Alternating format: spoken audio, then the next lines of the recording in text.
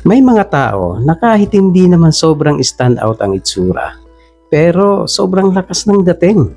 Napapansin sila, naaalala sila at minsan hindi mo maipaliwanag kung bakit.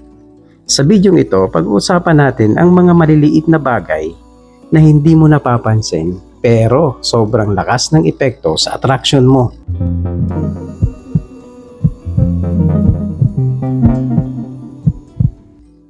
Una, eye contact na tama lang.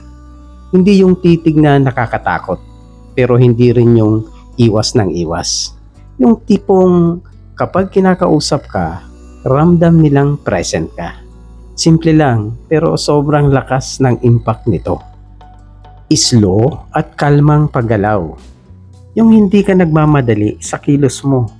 Kapag kalmado ka gumalaw, automatic nagmumukha kang confident at in control.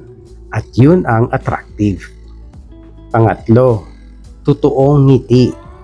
Hindi pilit, hindi scripted. Yung ngiti na aabot sa mata, ito yung tipo ng ngiti na nakakahawa at nakakagaan ng pakiramdam ng ibang tao. Pang-apat, paano ka magsalita? Hindi kailangan malakas, pero malinaw at may kumpiyansa. Yung tono na parang sigurado ka sa sinasabi mo, nakakadagdag agad ng appeal. Maliit na acts of kindness. Pagbukas ng pinto, simpleng thank you o pag-alala sa maliliit na bagay tungkol sa tao. Hindi ito napapansin agad, pero hindi rin nakakalimutan. Pang-anim, pagiging komportable sa sarili. Yung hindi mo kailangang magpanggap. Kapag okay ka sa kung sino ka, mas magiging natural ang aura mo. At yun ang pinaka-attractive.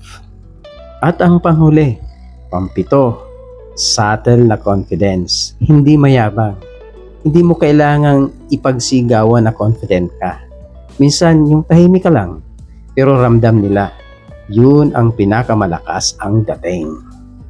Ngayon, ang tanong, alin dito yung ginagawa mo na hindi mo napapansin?